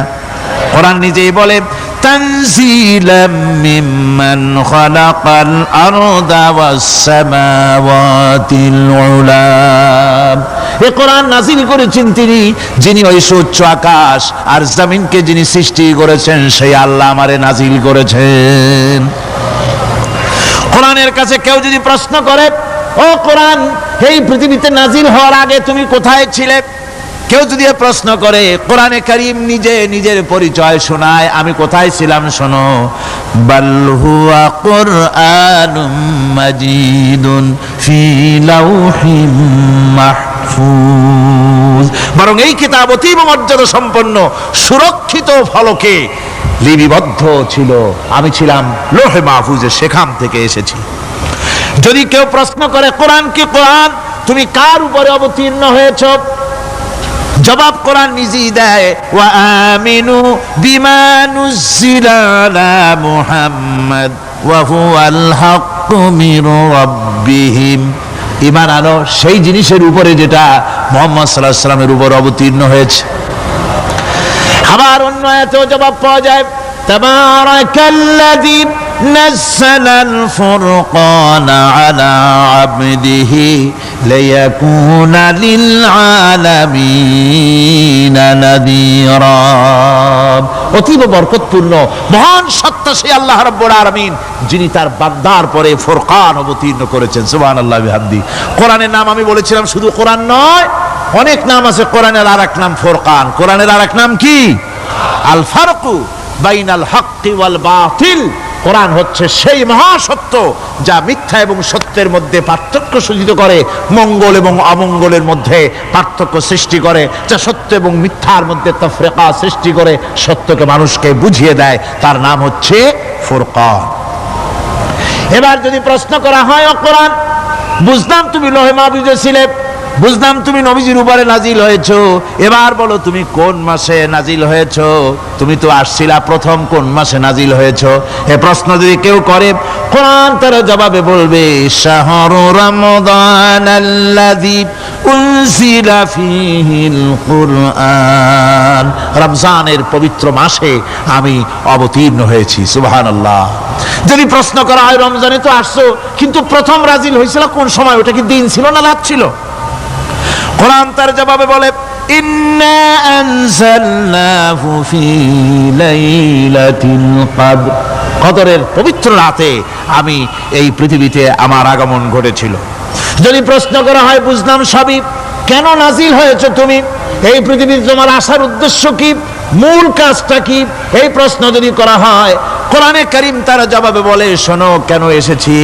লিতুখরিজান নাসা মিনাজ যুলুমাতি ইলান নূর। আমার মিশন হচ্ছে গোটা বিশ্ব মানবতাকে পুঞ্জীভূত জমাট বাঁধা অন্ধকারের ভেতর থেকে টেনে বের করে আলোর সন্ধান দিতে, আলোর দিকে আনার জন্য আমি কোরআন নাজিল হয়েছি। গোটা পৃথিবীর মানুষ আছে অন্ধকারের ভিতরে। কিসের মধ্যে? অন্ধকার কি? অন্ধকার হচ্ছে পুঁজিবাদ, অন্ধকার সমাজতন্ত্র, অন্ধকার ধর্মনিরপেক্ষতাবাদ, অন্ধকার জাতীয়তাবাদ। মানুষের তৈরি করা যত মতবাদ সব কি? জোরে কোন, সবগুলি কি? অন্ধকার। আজকে আসার সময় দেখলাম দেওয়ালে লেখা, সমাজতন্ত্র আমরা প্রতিষ্ঠা করে ছাড়বো। চিন্তা করলাম, যারা লিখছেন তারা কি পাগল না ছাগল? কি আশ্চর্য কথা! যেই মতবাদ পৃথিবীর মাটি থেকে যে গ্রহণ করেছে, এই মতবাদ সেই দেশের লোকেরা ঝাঁটা মেরে তাদের দেশ থেকে বিদায় করে দিল, তাদের কাছ থেকে কোদাল হাতি বিদায় করে দিল, পতাকা ছিন্ন ভিন্ন করে জুতার তলে পিঠ শেষ করে দিল। তৈরি করা সহস্র বিলিয়ন বইগুলি আগুন জ্বালিয়ে দিল। আর বাংলাদেশের কিছু ছাগল সমাজতন্ত্র এখন টিকা রাখবো। এটা মাথা খারাপ, পাগল না মাথা গোল বুঝতে পারছি না। আমার বন্ধুগণ, এগুলি সব অন্ধকার। এই অন্ধকারের ভেতর থেকে মানুষগুলিকে টেনে আনবে কোরআন কিসের দিকে? আলোর দিকে। এবার যদি প্রশ্ন করা হয়, বুঝলাম তুমি অন্ধকার থেকে আলোর দিকে নিয়ে আসবে, আলোর দিকে আসলে পরে ফায়দাটা কি হবে? মূল ফায়দাটা বুঝায় দাও, আসল ফায়দা কি হবে তোমারে যদি মানি? কোরআন তার জবাব দেয়, নিজের পরিচয় নিজে তুলে ধরে, ফামান তাবিআ হুদায়া ফালা খাউফুন আলাইহিম ওয়ালা হুম ইয়াহজানুন। এই কোরআনকে যদি মেনে চলো, এই কোরআনের আইন যদি মানো, সমাজে মানো, ব্যক্তিতে মানো, পরিবারে মানে, রাষ্ট্রে মানো, জীবনের সব ক্ষেত্রে সমস্ত জায়গায় যদি এই কোরআনকে মেনে চলো, ফালা খাউফুন আলাইহিম, তাহলে তোমাদের কোনো ভয় থাকবে না, ওয়ালা হুম ইয়াহজানুন, কোনো চিন্তাও থাকবে না। কিসের ভয় থাকবে না? কোরআনের আইন মেনে যদি চলো সমাজে ও রাষ্ট্রে, চুরির ভয়, ডাকাতির ভয়, জিনার ভয়, হত্যার ভয়, সন্ত্রাসের ভয়, কোনো ভয় থাকবে না। ওয়ালা হুম ইয়াহজানুন, চিন্তাও থাকবে না। খাওয়া পড়া, শিক্ষা, চিকিৎসা, বাসস্থান, এগুলির কোনো চিন্তা থাকবে না। কোরআনের সমাজে সব কিছুর গ্যারান্টি দেওয়া হবে, সবগুলি পেয়ে যাবে। এখন যদি আবার প্রশ্ন করা হয়, কোরআন বুঝলাম তোমারে মানলে পরে সব ফায়দা হবে, তাহলে এবার জবাব দাও, তোমার ভিতরে কি রাজনীতি আছে নাকি? আমি তো মানুষ, আমার রাজনীতি করা লাগে। Man is social animal. আমরা তো জঙ্গলের পশু নই, আমরা তো মানুষ। আমাদের সমাজ আছে, আমাদের পৌর নির্বাচন আছে, আমাদের জাতীয় নির্বাচন আছে, আমাদের কলকারখানা আছে, জমিন আছে, আমাদের রাজনীতি, অর্থনীতি, সমাজনীতি আছে, পারিবারিক নীতি আছে, অনেক নিয়ম মালা আছে, নিয়ম নীতি আছে। তোমারে মানলে তোমার ভিতরে কি ওগুলো আছে নাকি, সে কথা বলো। কোরআন তার জবাবে বলে, وَنَزَّلْنَا عَلَيْكَ الْكِتَابَ تِبْيَانًا لِكُلِّ شَيْءٍ وَهُدًى وَرَحْمَةً وَبُشْرَى لِلْمُسْلِمِينَ। কোরআন জবাবে বলে, শুনে রাখো, শুধু অর্থনীতি সমাজনীতি নয়, শুধু রাজনীতি আর শিক্ষানীতি, যুদ্ধনীতি নয়, তোমার জীবনে যা কিছু দরকার, ইহকালে যা কিছু দরকার, পরকালে সব কথাগুলি আল্লাহ রব্বুল আলামিন আমি কোরআনের সিনার ভিতরে খুলে খুলে বর্ণনা করে দিয়েছেন। সব কথা এ কোরআনে কারীমের ভিতরে রয়েছে। তোমার এমন কোনো জিনিস নাই যা তুমি কোরআনে কারীমের মধ্যে পাবে না। তোমার সমস্ত প্রয়োজন আমার বুকের মধ্যে আল্লাহ দিয়ে দিয়েছেন। বিজ্ঞান আছে, দর্শন আছে, ইতিহাস আছে, সব আছে এর মধ্যে। আল্লাহ রাব্বুল আলামিনের বাণী, فَإِنَّ مَعَ الْعُسْرِ يُسْرًا إِنَّ مَعَ الْعُسْرِ يُسْرًا। আল্লাহ পাক বলেন, জেনে রাখো, দুঃখ এবং কষ্টের সাথে রয়েছে সুযোগ আর সুবিধা, আর অসচ্ছলতার সাথে রয়েছে উদার সচ্ছলতা। জোরে কোন সুবহানাল্লাহ। কাজে ভয় পাওয়ার কারণ নাই, হতাশ হওয়ার কারণ নাই। মন আশায় বুক বেঁধে রাখো। গুনাহ করেছো, হতাশ হয়েও না। যুবকদের গুনাহ করা স্বাভাবিক। ইউনিভার্সিটির ছাত্র, কলেজের ছাত্র, প্রফেসর, শিক্ষক, অফিসার ঘুষ খেয়েছেন, জিনা করা হয়েছে, মদ খাওয়া হয়েছে, মিথ্যা কথা বলা হয়েছে, যাই কিছু করেন না কেন ভয় পাওয়ার কারণ নাই, নিরাশ হওয়ার কোনো দরকার নাই। আল্লাহ পাক ডেকে বলেছেন, কুল ইয়া ইবাদিয়াল্লাযীনা আসরাফু আলা আনফুসিহিম লা তাকনাতু মির রাহমাতিল্লাহ। আরে আমার আল্লাহর মতো এত ভালো আর কেউ আছে? এত দরদ আর কারো আছে? আমার আল্লাহ বলেন, ও নবী, আপনি শোনায় দেন, হে আল্লাহর বান্দারা, তোমরা যারা নিজেদের উপরে বাড়াবাড়ি করেছো, নিজেদের উপরে জুলুম করেছো, অত্যাচার করেছো, আমি আল্লাহর রহমত থেকে নিরাশ হয়ে যেও না। মানুষ যদি অপরাধ করে, বাপের সাথে অপরাধ করেছে, মায়ের সাথে অপরাধ করেছে, মা বাবা সন্তানের চাইতে এত বড় কল্যাণকামী তো আর কেউ নাই। কিন্তু মা বাবা কোনোদিন বলে না, আয় আমার ছেলে তোরে মাফ করে দেই, এরকম বলে নাকি? মন চায় ছেলে যদি মাপ চাইতো, খুশি হয়ে মাফ করে দিতাম, কিন্তু কেন যে আসে না, ডাকে না যে আয় মাফ করে দেই। মা বাপ আপনাকে এত ভালোবাসে, সেই মা বাপও আপনাকে বলে না যে আয় মাফ করে দেই। আমার আল্লাহ হচ্ছেন এমন আল্লাহ, আল্লাহ রাব্বুল আলামিন ডাকেন, এ বান্দা, খুন করেছিস ফিরে আয়, জিনা করেছিস ফিরে আয়, হত্যা করেছিস ফিরে আয়, চুরি করেছিস ফিরে আয়, কুফরি করেছিস ফিরে আয়, সুদ খেয়েছিস, ঘুষ খেয়েছিস, মদ খেয়েছিস ফিরে আয়। এসে আমার দরবারে চোখের পানি ফেল, আমার দরবারে কাঁদাকাটি কর।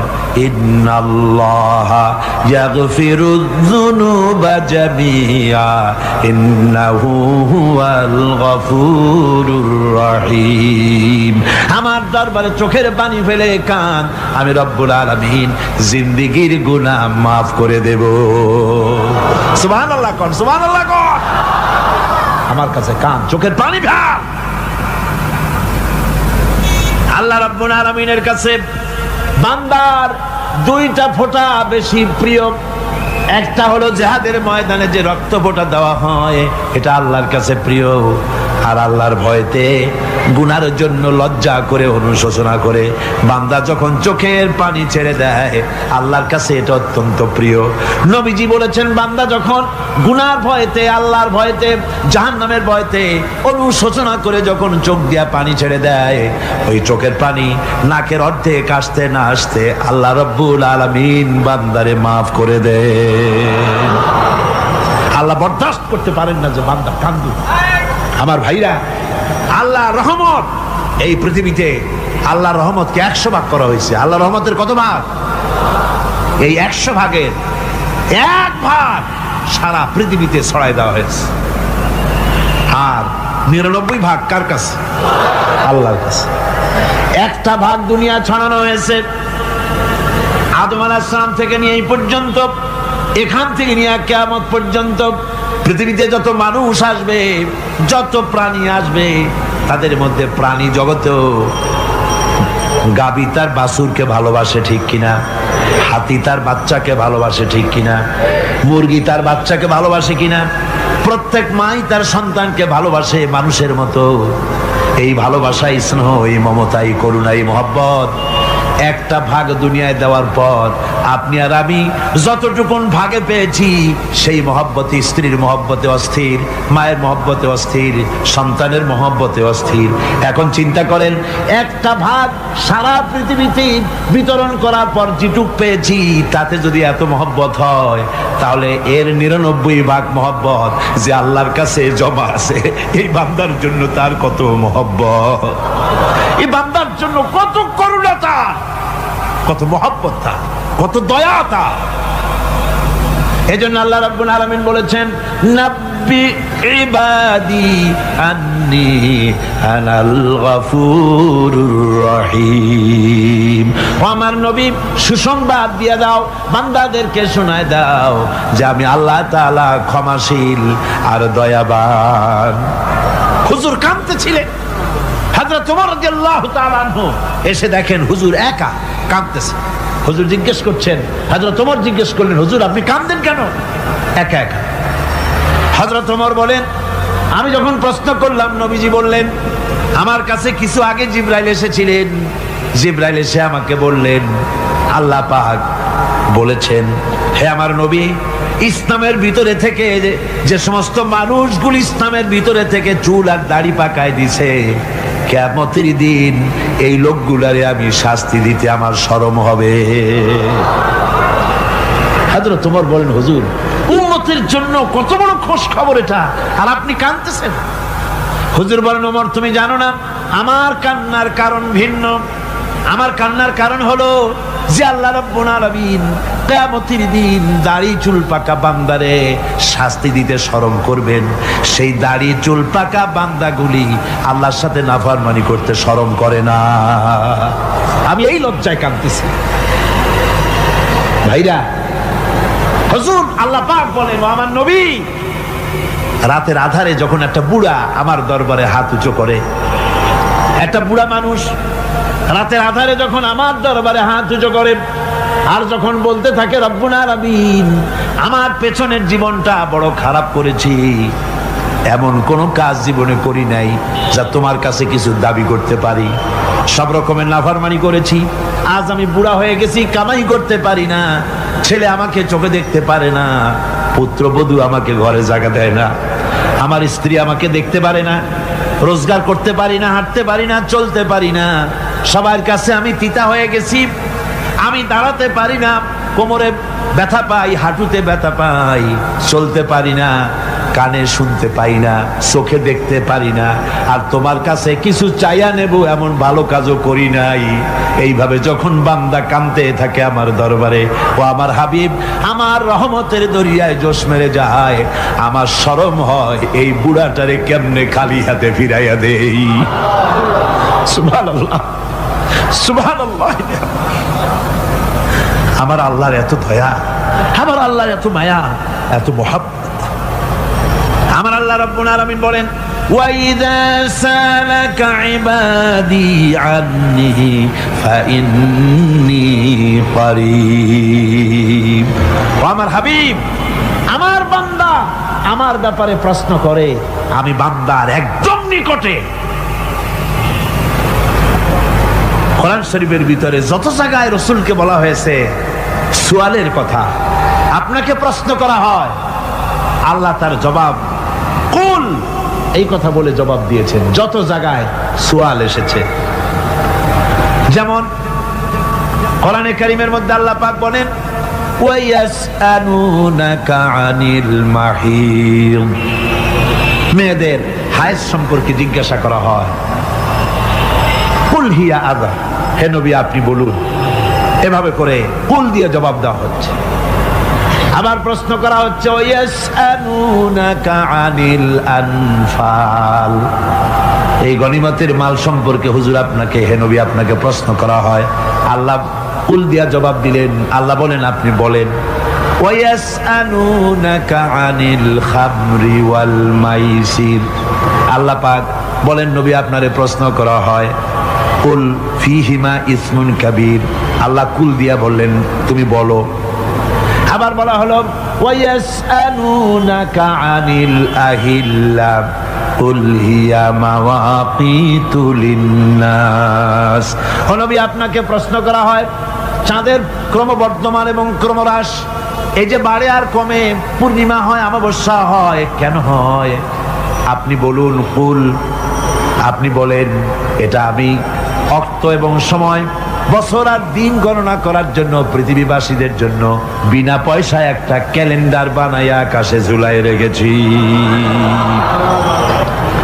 এভাবে যত জায়গায় এসেছে আপনাকে প্রশ্ন করা হয়, তত জায়গায় আল্লাহ জবাব দিয়েছেন কুল আপনি বলেন। গোটা কোরআন শরীফের ভিতরে এই একটি মাত্র জায়গা যেখানে বলা হয়েছে আপনাকে প্রশ্ন করা হয়, আল্লাহ এখানে বলতে পারতেন কুল আপনি বলেন, আল্লাহ তোমাদের নিকটবর্তী, এভাবে জবাব হয় নাই। এটা কায়দাটা হলো এই, আল্লাহ বলতেছেন ওয়াইজা সালাকা ইবাদি, ও আমার নবী প্রশ্ন তো আমার বান্দারা আমার ব্যাপারে করেছে, এবার আপনার জবাবের কোনো দরকার নাই, প্রশ্ন আমার ব্যাপারে আমি নিজে জবাব দিয়ে দেই। ফাইন্নী কারীব, ও বান্দা আমার ব্যাপারে প্রশ্ন করেছিস, জবাব আমি দেই, আমি তোর সবচাইতে বেশি নিকটে। সুবহানাল্লাহ, কত নিকটে? ওয়ানাহানু আকরাবু ইলাইহি মিন হাবলিল ওয়ারিদ, তোর যে রগ এই শাহরগের চাইতেও আমি তোর বেশি কাছে। সুবহানাল্লাহ, আমারে ডাক, আমারে ডাক, কলিজা দিয়া ডাক, অন্তর দিয়ে ডাক। মনের থেকে মানুষ যদি ডাকে, মুখের ডাক আর মনের ডাক এক জিনিস নয়। দিল সে জুবাত নিকলতি হ্যায়, असर रखती है पर नहीं मगर ताकते परवाज रखती है। দিল থেকে যে কথা বেরোয় তা প্রভাব বিস্তার করে, ডানা নাই কিন্তু ওড়ার ক্ষমতা রাখে। মনের কথাই ভিন্ন, মন থেকে, দিল থেকে, কলিজা থেকে, অন্তরের গভীর কন্দর থেকে মুহাব্বতের সাথে কেউ যদি একবার বলে আল্লাহ, বলেন আল্লাহ, আল্লাহ, আল্লাহ, আল্লাহ রাব্বুল আলামিন বলেন অন্তরের অন্তঃস্থল থেকে একটি বার যদি বান্দা বলেন আল্লাহ, আল্লাহ বলেন 70 বার সাড়া দিয়া জিজ্ঞেস করি বান্দা কি চাও, আমি তোমার কাছে আসি। সুবহানাল্লাহ, আমি তোর একদম কাছে, কি চাস বল, বল আমার কাছে। এমন দয়াবান, এমন মেহেরবান, এমন আল্লাহ আমাদের, সে আল্লাহ রাব্বুল আলামিন যিনি বলছেন وقال ربكم ادعوني استجب لكم, তোমাদের রব বলেছেন আমারে ডাকো, আমি আল্লাহ ডাকের সাড়া দিয়া দেব। সুবহানাল্লাহ, কারে ডাকতে হবে, কারে ডাকতে হবে? এই বিশাল জনসমুদ্র একযোগে চিল্লা এখন কারে ডাকতে হবে? কোন পীর সাহেবকে নয়, আল্লাহর কসম কোন খাজা বাবাকে নয়, ডাকতে হবে কারে? চিল্লায় কোন কারে? ওয়াকালা রাব্বুকুম উদউনি, তোমার রব তোমাকে বলতেছে আমারে ডাকো, আস্তাজিব লাকুম, আমারে ডাকবে আমি সাড়া দিয়ে দেব। সুবহানাল্লাহ। আল্লাহকে ডাকেন, কি চাই আপনার বলেন, কি চাই? আল্লাহর কাছে চান, আল্লাহ দিয়ে দিবেন। দেওয়ার জায়গা আল্লাহর কাছে চাইবেন, আল্লাহ দিবেন। দেওয়ার জায়গা, চাওয়ার জায়গা হলো সেজদায় পড়ে যাবেন। আমার ভাইয়েরা, জায়গাটা চিনায় দিলাম। মাজারে যাওয়া লাগবে না, কবরে যাওয়া লাগবে না। 2 রাকাত নামাজ পড়ে সেজদায় পড়ে গিয়া যত বিপদ আছে, মুসিবত আছে, সেজদার মধ্যে চোখের পানি ছেড়ে দেন আর কেন্দে কেন্দে জীবনের কথা বলেন। আল্লাহ রাব্বুল আলামিন আপনার আওয়াজ শুনবেন আর দোয়া কবুল করে নিবেন। কাঁদতে হবে আল্লাহর কাছে। কার কাছে? আল্লাহর কাছে। সুম্মা ইস্তাগফিরুল্লাহ, আর এরপরে সে যদি আমি আল্লাহর কাছে ক্ষমা চাই, ইয়াজিদিল্লাহ গাফুরার রহিমা, সে আমি আল্লাহকে গফুর এবং রহিম হিসাবে পাবে। সুবহানাল্লাহ। আল্লাহকে গফুর এবং রহিম হিসাবে পাওয়া যাবে। সব আল্লাহকে বলতে হবে, গুনাহ মাফ চাইতে হবে। এই জন্য হুজুর সাল্লাল্লাহু আলাইহি ওয়াসাল্লাম দৈনিক 100 বার তওবা পড়তেন। কোন হাদিসে আছে 70 বার, কোন হাদিসে আছে 100 বার তওবা পড়তেন। নামাজের পরে তো প্রত্যেক নামাজেই পড়তেন হুজুর, সালাম ফিরাতেন আর সাথে সাথে বলতেন আল্লাহু আকবার, আস্তাগফিরুল্লাহ, আস্তাগফিরুল্লাহ, আস্তাগফিরুল্লাহ। মনে থাকবে আপনাদের? মনে থাকবে? সালাম ফিরে কি বলবেন? না, সালাম ফিরে আবার সাথে সাথে বলবেন আল্লাহু আকবার, তারপরে পড়বেন আস্তাগফিরুল্লাহ, আস্তাগফিরুল্লাহ, আস্তাগফিরুল্লাহ। তওবা করবেন, আল্লাহর কাছে সবসময় গুনাহ মাফ চাইতে থাকবেন, বিনীত থাকবেন। আল্লাহকে পাওয়া যাবে, তাকে রহিম হিসেবে পাওয়া যাবে। সুতরাং ঈমান বিল্লাহ, আল্লাহর প্রতি ঈমান আনলে পরে 4 নম্বরে যে উপকারটা হবে সেটা হলো হতাশায় ভুগবে না, নিরাশায় ভুগবে না, আশায় বুক বেঁধে উঠবে, ঈমান মজবুত হবে, আল্লাহর কাছে মানুষ বিনয়ী হয়ে যাবে। এবার 5 নম্বরের উপকার আমি বলছিলাম, ঈমান বিল্লাহ, আল্লাহর প্রতি ঈমান আনলে পরে অসংখ্য উপকার হয়, অসংখ্য বৈশিষ্ট্যের আছে। এর 6টা উপকারের কথা আমি বলবো। কয়টা? অসংখ্য উপকারের ভিতরে প্রধান 6টি উপকারের কথা বলবো। এর বললাম কয়টা? 4টে বলেছি। এবার বলো 5ম উপকারের কথা। আল্লাহর প্রতি আপনি পূর্ব পশ্চিমে কতবার মুখ ঘোরালেন, এটাই কিন্তু আপনার আসল সৎ কাজ নয়। আসল সৎ কাজ হলো আল্লাহর প্রতি ঈমান আনা। এই ঈমানের ব্যাপারে 3টা দিন আমরা পার করে দিলাম, এখনো কথা শেষ হয় নাই। আল্লাহর প্রতি ঈমান আনলে পরে যে উপকারটা হবে 5 নম্বরে, সেটা হলো কঠোর এবং কঠিন বিপদের ভিতরে বান্দার ভিতরে অবিচলতা এবং ধৈর্যের সৃষ্টি হয়ে যাবে। আলহামদুলিল্লাহ। কঠিন বিপদ মুসিবত আসলে পরে সে অবিচল থাকবে। সারা দুনিয়ার বিপদ আপদ, শত্রুতা, দুঃখ, কষ্ট, মুসিবত, জুলুম, নির্যাতন সব কিছু পাহাড়ের মতো উঁচু হয়ে তাকে ঘিরে ফেলবে, কিন্তু তাকে এক চুলও নাড়াতে পারবে না। আলহামদুলিল্লাহ। সারা পৃথিবী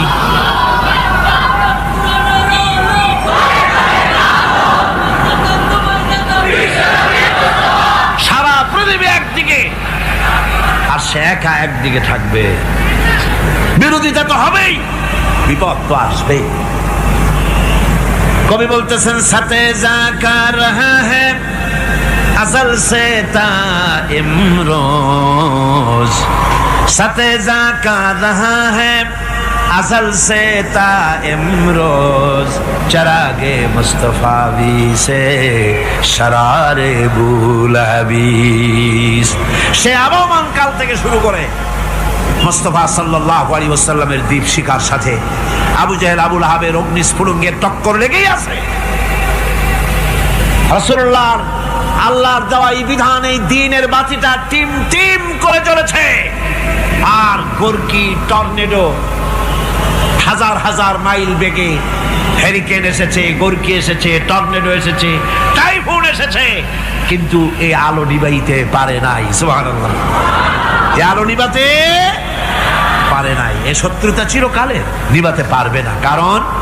কারণ হচ্ছে আল্লাহ রাব্বুল আলামিন বলেছেন, يريدون ليطفئوا نور الله بأفواههم والله متم نوره ولو كره الكافرون। ওরা চায় মুখের ফু দিয়ে আমার আলোকে নিভিয়ে দেবে, কিন্তু আমি আমার আলোকে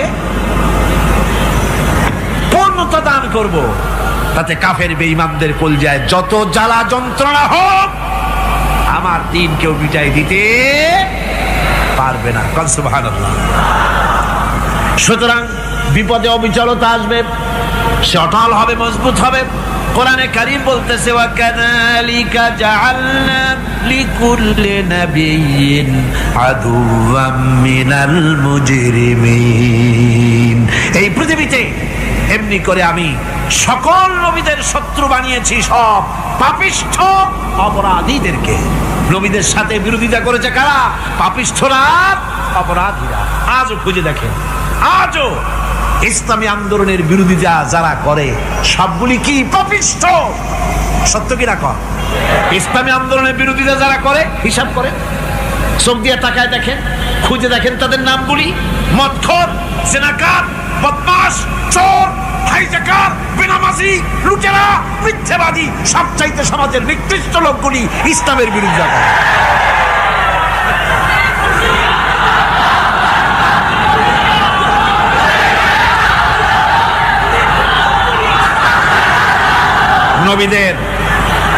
নবীদের শত্রু আল্লাহ বলেন সব যুগে নবীদের সাথে শত্রুতা করেছে পাপিষ্ঠরা। আল্লাহর কথা, কার কথা?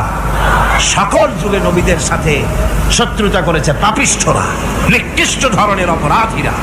সুতরাং নবী রাসূলদের অবস্থা যখন এই, তখন দ্বীনের দাওয়াত যারাই দেবে তাদের কিসমত এরকম হবেই। এই বাধার মোকাবেলা তাদেরও করতে হবে। এই যে বাধাটা আসে, এই যে মারে, অপরাধ কি? এই যে তারা চোর বা ডাকাত যাদের মারা হয়। আল্লাহ রাব্বুল আলামিন বলেন অপরাধ হলো ওয়ামা নাকামু মিনহুম ইল্লা আইয়ুমিনু বিল্লাহিল আজিজিল হামিদ। অপরাধ হচ্ছে ইমানদার লোকদের উপরে নির্যাতন চালিয়েছে, অন্য কোনো কারণে নয়। কারণ একটাই, তারা আল্লাহর জমিনে আল্লাহর দ্বীন প্রতিষ্ঠা করতে চেয়েছে, আর কোনো অপরাধ না। জমিন আল্লাহর, জমিন কার? এই বিশাল জনসমুদ্র গর্জে উঠুন একযোগে, বলুন জমিন কার? আইন চলবে কার? এখানেই সংঘর্ষ বেঁধেছে আবহমান কাল ধরে। মানুষ অত্যাচারিত হয়েছে, সাহাবায়ে কেরাম অত্যাচারিত হয়েছে। বুখারী শরীফের হাদিসে এসেছে রাসূল করিম সাল্লাল্লাহু আলাইহি ওয়াসাল্লামের কাছে হযরতে খাব্বাব গিয়ে উপস্থিত হয়েছিলেন। হযরতে খাব্বাব বলেন, হাদিসটা এভাবে লেখা হয়েছে বুখারীতে, ওয়ান খাব্বাব বিন আরিদ রাদিয়াল্লাহু তাআলা আনহু قال شكونا إلى رسول الله صلى الله عليه وسلم وهو متوسد بردة له في ظل الكعبة। রাসূলুল্লাহর কাছে গেলাম, কাবা শরীফের কাছে গিয়ে দেখি নবীজি একটা চাদর গায়ে দিয়ে তিনি আরাম ফরমাচ্ছিলেন কাবা শরীফের ছায়ায়। সেখানে গিয়ে বললাম, আলা তাস্তানসিরু লানা আলা তাদউ লানা ইয়া রাসূলুল্লাহ, হে আল্লাহর রাসূল, আপনি কি আমাদের জন্য আল্লাহর কাছে দোয়া চাইবেন না? আপনি কি আল্লাহর কাছে আমাদের জন্য সাহায্য চাইবেন না? আমাদের লোকগুলিকে, মুসলমানগুলিকে মারতে মারতে তো শেষ করে ফেলে দিল। তারা আমাদের সুমাইয়াকে মারলো, আমাদের খাব্বাবকে উটের সাথে পায়ের দড়ি লাগায় টানলো, আমাদের খোবায়েবকে তারা আগুনের উপরে চিৎ করে শোয়ায় রাখলো, না খায় রাখতেছে, মারতেছে, কষ্টে তো শেষ হয়ে গেলাম। হুজুর, আপনি কি আমাদের জন্য দোয়া করবেন না? হাদিস শরীফে এসেছে নবীজি উঠে বসলেন সোজা হয়ে। নবীজি বলেন, ও আমার সাহাবী, ও খাব্বাব, শোনো, তোমাদের আগে এই পৃথিবীতে যারা দ্বীনের দাওয়াত দিতে এসেছিলেন তাদেরকে সমকালীন রাষ্ট্রশক্তি, সমাজ শক্তি তাদেরকে ধরতো। ফায়ুখাজুর রাজুল, তাদেরকে তারা ধরতো। ফায়ুহফারু লাহু ফিল আরদ, আর তার জন্য জমিনের ভিতরে কবর বানাইতো। ওই কবর ফায়ুজালু ফিহা ওই কবরের ভিতরে তাকে কোমর পর্যন্ত গেড়ে দিত। সুম্মা ইউতা বিল মানশার, এরপরে করাত আনতো, ফায়ুদাউ আলা রাসিহি, এরপরে ওই করাত তার মাথার উপরে রাখতো, ফায়ুজালু নিসফাইন, এরপরে করাত দিয়া চিরে জীবিত মানুষটারে দ্বিখণ্ডিত করে ফেলে দিত। মা ইয়াসুদ্দুহু যালিকা আন দীনিহি। ও আমার খাব্বাব, এত কষ্ট দেওয়ার পরেও সেই যুগের কোন মুসলমানকে, দ্বীনের দায়ীদেরকে আল্লাহর দ্বীন থেকে এক চুলো তারা সরাই দিতে পারে নাই, এক চুলো সরাতে পারে নাই। ওয়াল্লাহি, ও খাব্বাব, আমি আমার আল্লাহর নামে কসম করে বলছি, লা ইউতাম্মান্নাল্লাহু হাযাল আমরা হাত্তা ইয়াসিরা আর-রাকিবু মিন সানা ইলা হাযরামাউত। আমি কসম করে বলি, আল্লাহ রাব্বুল আলামিনের এই সানা থেকে হাজারামাউত পর্যন্ত লোকেরা যাতায়াত করবে, সুন্দরী রমণীরা গমন করবে, সদাগরেরা যাতায়াত করবে, টাকা নিয়া পয়সা নিয়া যাতায়াত করবে। তাদের মনের মধ্যে লুটের ভয়, টাকার ভয়, চুরির ভয়, ডাকাতির ভয়, জেনার ভয়, হত্যার ভয়, ধর্ষণের ভয়, কোনো ভয় থাকবে না। লা ইয়াখাফু ইল্লাল্লাহ, আল্লাহ ছাড়া কোনো ভয় থাকবে না। এমন একটা সমাজ, এমন একটা সময় আসবে, ওয়ালাকিন্নাকুম তাস্তাজিলুন, অথচ খুব তাড়াহুড়ো তোমরা করতেছো। তাড়াহুড়ো করো না, সময় আসবে ইনশাআল্লাহ। আমার ভাইয়েরা, আমার বন্ধুগণ, কঠিন বিপদে অবিচলতা এবং ধৈর্যের দৃষ্টান্ত রেখে গেছেন আম্বিয়া আলাইহিমুস সালাম। সুবহানাল্লাহ। কঠিন বিপদে অবিচলতা, দৃঢ়তা, ধৈর্য কারে বলে, তার দৃষ্টান্ত কারা রেখেছেন? আম্বিয়া আলাইহিমুস সালাম। ওনারাই আমাদের আদর্শ, নবীরাই আদর্শ। সাহাবায়ে কেরাম রিদওয়ানুল্লাহ তাআলা আলাইহিম আজমাইন আমাদের আদর্শ। ভাইরা আমার, মুসা আলাইহিস সালামকে ফেরাউন যখন ঘিরে ফেলে দিল, কোরআনের সব কথা গল্প গুজবার ইতিহাসের জন্য লেখা হয় নাই। কোরআনের মধ্যে যা লেখা হয়েছে সব বান্দাদের উপদেশের জন্য, যাতে করে লোকেরা চিরটা কাল এর থেকে উপদেশ নিয়ে নিজেদের তৈরি করতে পারে। জোরে বলেন সুবহানাল্লাহ। ربنا ظلمنا أنفسنا وإن لم تغفر لنا وترحمنا لنكونن من الخاسرين। সবাই পড়েন, ربنا ظلمنا أنفسنا وإن لم تغفر لنا وترحمنا لنكونن من الخاسرين।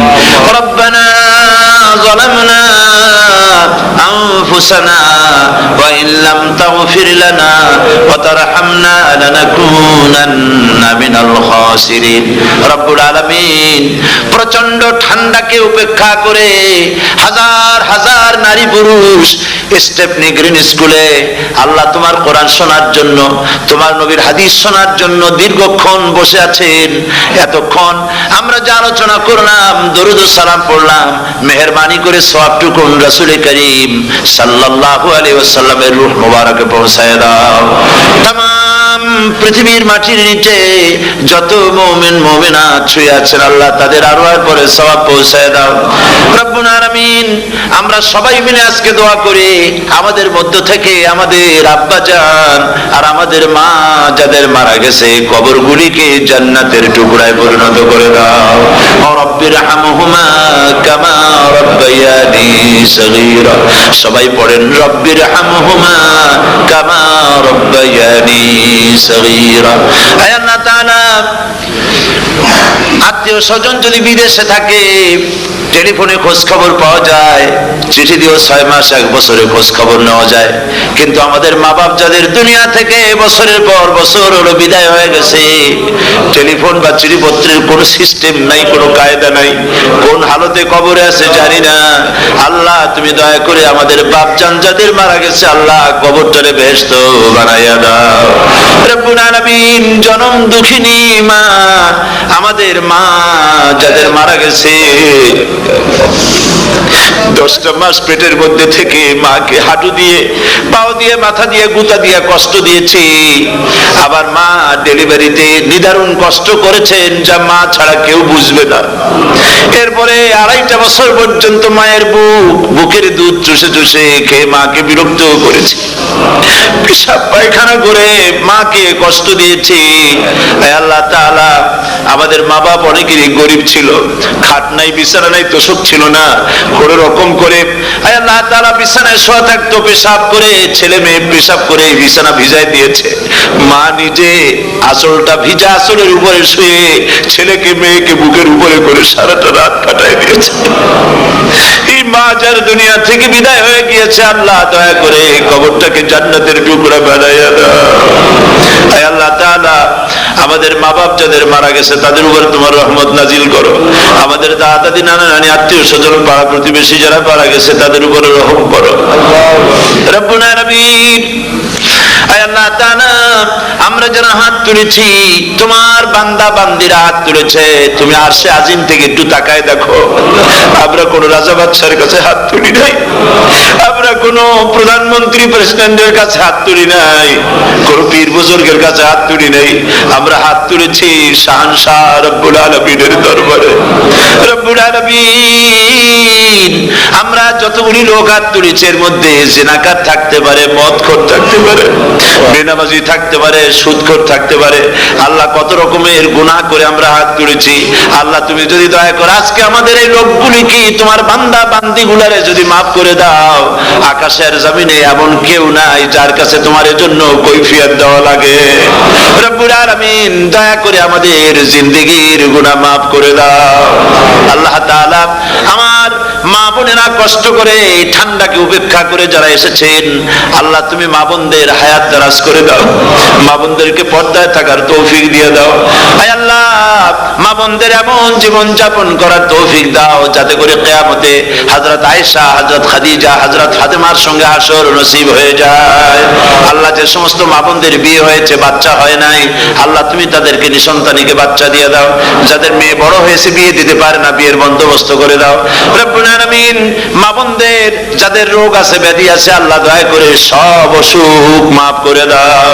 আল্লাহ, আমরা যারা হাত তুলেছি, ঋণগ্রস্তদের ঋণ পরিশোধের তৌফিক দান করে দাও।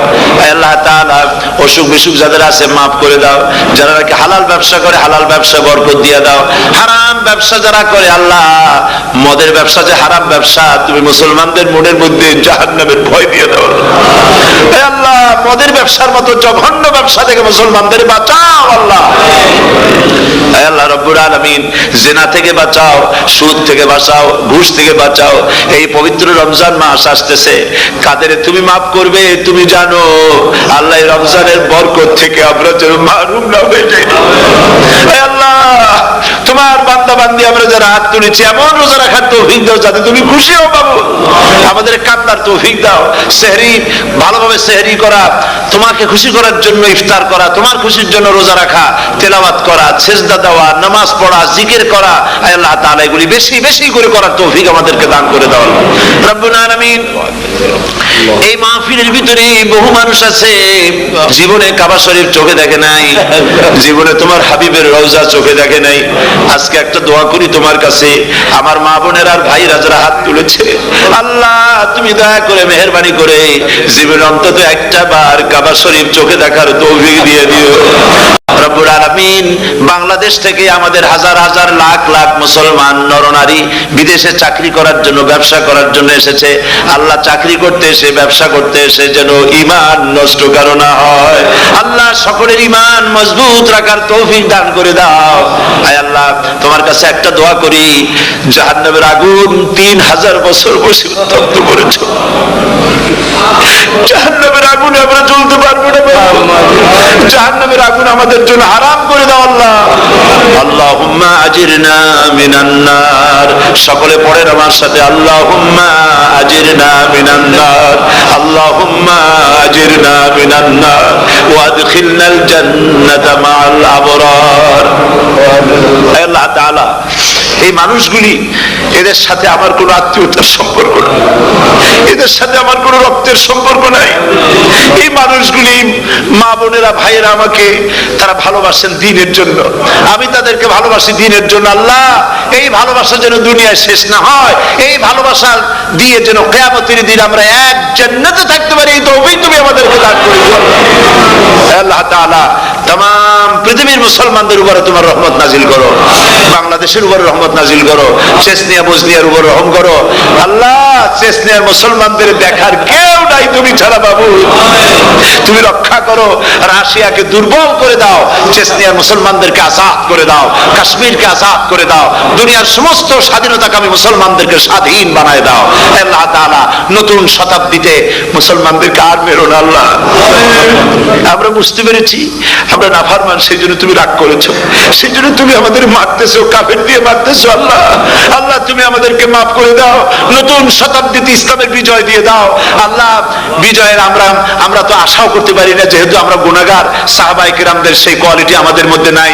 আল্লাহ, তুমি দয়া করে তোমার হাবিবের সাদকায় নতুন শতাব্দী, ইসলামের শতাব্দী আল্লাহ তুমি দয়া করে বানাই দিও। আল্লাহ রব্বুল আলামিন, আমি জানি না কে কোন দুঃখ নিয়ে এখানে এসেছে, আমি সকলকে কয়েক সেকেন্ড ছেড়ে দিলাম, মাথা নিচু করে চক্ষু বন্ধ করে আল্লাহর কাছে আপনাদের মনের কথাটা বলেন, আল্লাহ পাক দোয়া কবুল করবেন ইনশাআল্লাহ।